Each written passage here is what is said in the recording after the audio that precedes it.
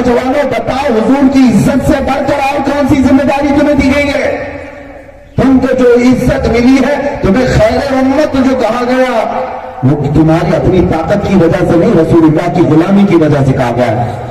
تمہاری یہ ٹوپیاں، تمہاری یہ داڑیاں، تمہاری یہ ساری عزتیں کس نام پر ہے؟ رسول اللہ کے نام پر ہے۔ اور کہ صحابہ جانتے تھے، تمہیں پتا ہے آج ہلکی قربانیوں سے بھی لوگ ہچکچانے لگ گئے۔ مدینے کی اس خاتون کو ہزاروں سلام، جو 1.5 سال کا بچہ لے کر حضور کی بارگاہ میں آ گئی، کہا اسے بھی میدان جہاد میں لے جا۔ صحابہ نے پوچھا اس کا کیا کیا جائے گا؟ خاتون کہتی مجھے پتا ہے یہ لڑ تو نہیں پائے گا، لیکن کسی مجاہد کے ہاتھ میں دے تو دشمنوں کی تلواروں کا ڈھال تو بن جائے گا، تیروں کے لیے ڈھال تو بن جائے گا۔ وہ ماں کی قربانی پر ہزاروں سلام۔ 1.5 سال کا دودھ پیتا بچہ لے کر بارگاہ مصطفیٰ میں آ سکتی ہے۔ آپ کو پتا ہے احد کی جنگ ختم ہونے کے بعد ایک خاتون مدینے سے دوڑی احد کے میدان کی طرف جا رہی تھی۔ میدان احد سے آنے والے جو صحابہ تھے مجاہدین، انہوں نے پہچان لیا یہ خاتون کون ہے۔ اس خاتون کے 4 رشتے دار جنگ میں شریک تھے۔ اس خاتون سے کہا تجھے پتا ہے تیرے شوہر شہید ہو گئے، انا للہ و انا الیہ راجعون، پر آگے بڑھ گئی۔ کہا تھوڑی دیر کے بعد کسی نے کہا تمہارے باپ بھی شہید ہو گئے، انا للہ، پر آگے بڑھ گئی۔ پھر کسی نے کہا تمہارا بیٹا اور تمہارا بھائی بھی شہید ہو گئے۔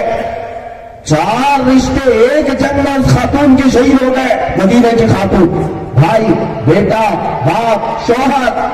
4تھی شہادت کو سننے کے بعد آنے والے سے وہ کہتی ہے اے لوگوں، سب میرے رشتے داروں کی موت کی خبر سنا رہے ہو، ذرا یہ تو بتاؤ اللہ کے رسول سلامت ہے کہ نہیں؟ مجھے پہلے یہ بتاؤ حضور پاک سلامت ہے یا نہیں؟ آنے والے صحابہ نے کہا ہاں بی بی جان، اے خاتون، اللہ کے نبی سلامت ہے، اللہ کے رسول صحت مند ہیں، تندرست ہیں، انہیں کچھ نہیں ہوا۔ یہ خاتون سنتے ہی اپنے آنچل کو سامنے کرتی ہے، بارگاہ الہی میں روتے ہوئے شکر ادا کرتی ہے، میرا گھر لٹ گیا، لٹ جانے دو، میرا چاند سلامت ہے تو ساری کائنات سلامت ہے۔ اگر رسول پاک سلامت ہے تو پھر ساری کائنات سلامت ہے۔ ان خواتین نے ہمیں یہ جذبہ دیا تھا اگر زندگی میں کوئی چیز ہے تو رسول اللہ کی عزت ہے۔ ہاں، اسی لیے اقبال کہتے ہیں ہمیں کرنی ہے شہنشاہ بطحا کی رضا جوئی، وہ اپنے ہو گئے تو رحمت پروردگار اپنا۔ اگر حضور اپنے ہو گئے تو اللہ کی رحمت اپنی ہے۔ تم دکان کی بات سوچتے ہو، تم کاروبار کی بات سوچتے ہو، باہر نکلو گا تو کیا ہو جائے گا، تمہیں ابھی خبر ہی نہیں، تم ہلکی ہلکی چیزوں کے پیچھے پڑے ہو، بلکہ وعدہ تو اتنا بڑا ہے کہ محمد سے وفات ہونے تو ہم تیرے ہیں۔ اللہ تعالیٰ کی طرف سے وعدہ ہے کہ محمد سے وفات ہونے تو ہم تیرے ہیں۔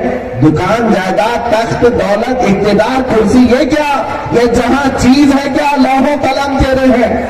بس شرط ہے رسول اللہ سے وفا کرے، حضور پاک صلی اللہ تعالیٰ علیہ وسلم سے وفا کرے۔ اب میں وہ چیزیں بھی آپ کے سامنے رکھتا ہوں حضور کے لیے انہوں نے کیا کیا چھوڑا ہے صحابہ نے۔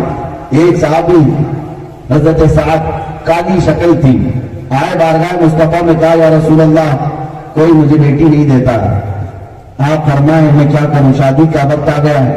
حضور پاک صلی اللہ علیہ وسلم نے ایک رکا لکھوایا اور اپنے ایک انصار صحابی کے گھر بھیجا۔ اس صحابی کے گھر میں ایک حسین و جمیل بیٹی تھی۔ یہ حضرت سعد جو کالے تھے گئے حضور کا پیغام لے کر، اس صحابی کے پاس کہا کہ آپ کی بیٹی کے پاس میں پیغام نکال آیا ہوں۔ انہوں نے دیکھا شکل و صورت، یہ کیسا نوجوان ہے، کالا، اور میری بیٹی بڑی خوبصورت۔ انہوں نے کہا کیا یہ شادی ہو سکتی ہے؟ وہ نئے نئے اسلام میں آئے تھے، وہ درست لہجہ تھا، انہوں نے کہا واپس کر دیا، جاؤ تم واپس جاؤ، میں خود بات کر لوں گا۔ وہ سعد، حضرت سعد واپس مدینے حضور کے پاس آئے۔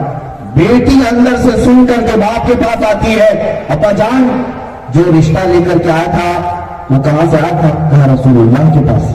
کہا آپ نے کیا کہا؟ کہا میں نے بھیج دیا واپس، وہ نہایت کالا ہے، تو نہایت حسین ہے۔ اس خاتون نے کہا ابا جان آپ نے اس کے کالے پن کو دیکھا ہی نہیں دیکھا کہ کس نے بھیجا، کون بھیجا؟ رسول اللہ نے بھیجا۔ انہیں احساس ہوا، وہ اپنی بیٹی کی بات پر دوڑے دوڑے واپس مسجد نبوی تشریف لائے۔ مسجد نبوی آ کر حضور صلی اللہ علیہ وسلم کے پاس حضرت سعد ابھی اپنا واقعہ سنا ہی رہے تھے کہ وہ باپ بیٹی کے آ گئے۔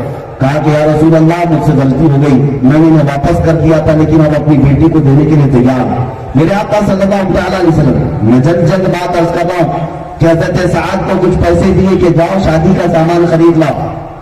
شادی کا سامان لینے کے لیے گئے کہ آج رات شادی ہونی ہے اسی انصار صحابی کی بیٹی کے ساتھ. لیکن اچانک وہ رات ایسی تھی کہ حضور پاک کی عزت پر حملہ کرنے والے دشمن مدینے کے اوپر حملہ کرنے کی غرض سے آ گئے. تبلے جنگ بچ گئے، اعلان جنگ ہوا. یہ سعد جو شادی کا سامان خریدنے گئے تھے بازار میں جا کر کے زرہ خریدتے ہیں، تلوار خریدتے ہیں، نیزہ خریدتے ہیں، ڈھال خریدتے ہیں. وہ غریب صحابی تھے، آج تک کبھی ہتھیار خریدا نہیں تھا. شادی کے لیے پیسے حضور سے ملے تھے، سارا جنگ کا سامان خرید لائے اور صبح اٹھ کر کے میدان میں چلے آئے. کوئی انہیں پہچان نہیں رہا تھا. پہلی بار وہ لوہے کا لباس پہن کر کے آئے تھے اور جب لڑنے لگے دور سے حضور پاک نے دیکھ کر کے کہا دیکھ رہے ہو یہ جو زرہ پہنا ہوا ہے؟ صحابہ سے کہتے جانتے ہو یہ کون ہے؟ صحابہ کہتے کوئی نیا آدمی لگ رہا ہے. میرے آقا نے فرمایا اس کے ہاتھوں کی یہ سیاہ پن سے مجھے یہ یقین ہے کہ یہ میرا سعد ہے جس کو شادی کے لیے پیسے دیے گئے تھے کہ ہتھیار جنگ کی خرید لایا ہے. اور جب لڑتے رہے دوپہر کا وقت آیا آپ جامع شہادت نوش فرما گئے. حضرت سعد کو ظالموں نے مار ڈالا، ان کی زرہ اتاری گئی، ان کے ہتھیار لیے گئے. اب سنو میرے عزیزوں، جو جوان حضور کی عزت پر اپنی شادی کا خیال نہیں کیا میدان میں آیا، اب میرے آقا نے اس کے ساتھ کیا کیا؟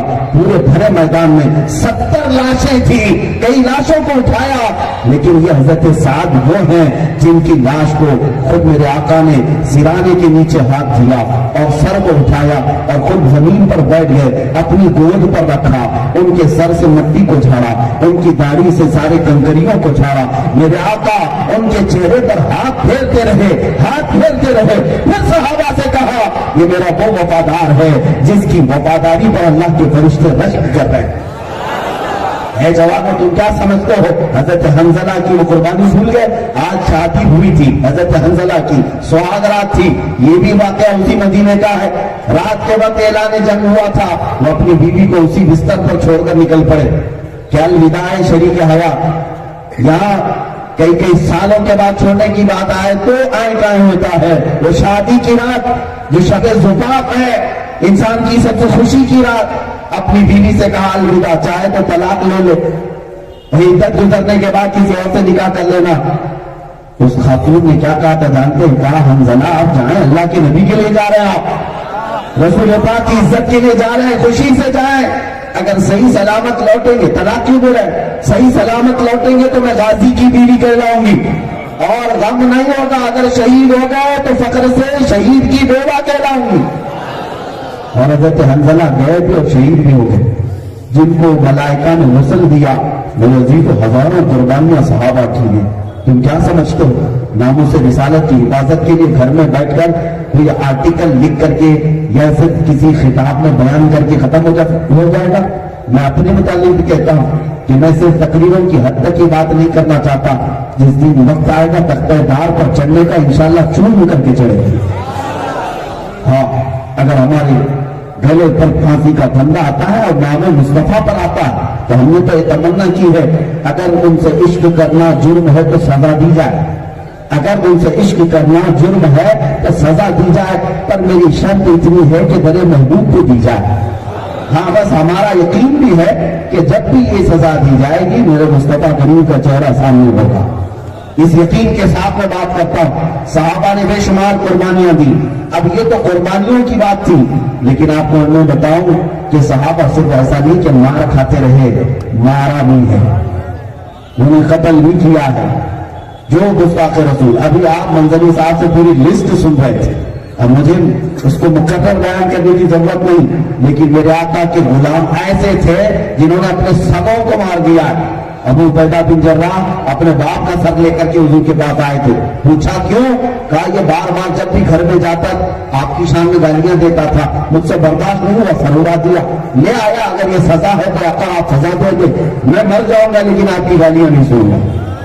حضور پاک کے پاس آئے، ان کی شان میں قرآن کی آیت آ گئی، لا تجد قوما یؤمنون باللہ والیوم الآخر.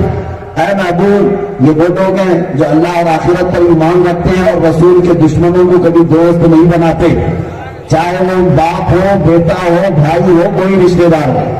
نبی سے ہو جو بیگانہ اسی دل سے جدا کر دے. ادھر مادر برادر جان و مال ان پر فدا کر دیں. یہی عقیدہ ہے نا ہمارا. سنو میرے عزیزوں، حضرت محمد بن مسلمہ، یہ حضرت محمد بن مسلمہ صحابی رسول ہیں. ان کا خلیرہ بھائی تھا کعب بن اشرف، یہودیوں کا آقا مالک. یہ گستاخیاں روز روز کرتا تھا. حضور پاک کے پاس وہ آئے اجازت لے کر کے، آقا آپ مجھے اجازت دیں میں اس کا سر لاتا ہوں. میرے آقا نے فرمایا تیرا بھائی ہے خلیرہ؟ کہا بھائی اب نہیں، میں رشتے سب رسول اللہ کی عزت سے جوڑتا ہوں. اور وہ گئے، کعب بن اشرف کو بلایا اور رات کے وقت اس سے کہا کہ بھائی آ جاؤ نیچے تھوڑا سا، اور کہا کہ تم بڑی عمدہ خوشبو لگاتے ہو. وہ خوش ہوا اور کہا ذرا مجھے بھی تمہارے سر کی خوشبو سونگنے دو. کعب بن اشرف اپنا سر محمد بن مسلمہ اور ابو نائلہ کے ہاتھ میں دیا. حضرت محمد بن مسلمہ نے اس کی گردن کاٹ کے اور حضور کے قدموں میں لا کر رکھ دی. یہ گستاخ رسول تھا، گالیاں دیتا تھا. حضرت خالد بن ولید حضور پاک صلی اللہ علیہ وسلم کے پاس بیٹھے تھے. ایک بدکار عورت تھی، پاگل اس کو کہا جاتا تھا، لیکن حضور کی شان میں گالیاں دیتی تھی. حضرت خالد بن ولید اسی وقت اٹھے اور گئے اور اس کو ختم کر دیا. ایک نابینا صاحب ان کی باندھی تھی، وہ حضور کو گالیاں دیتی تھی، یہاں تک کہ اس سے ان کے 2 بچے بھی تھے، نابینا تھے. رات کے وقت اس کے پیٹ میں آپ نے خنجر مار کر ختم کر دیا. کہا کہ میرے گھر میں ہو، میری باندھی ہو، میرے بچوں کی ماں ہو، اگر نبی پاک کی شان میں گستاخی کرتی ہے تو اس کا انجام یہی ہے.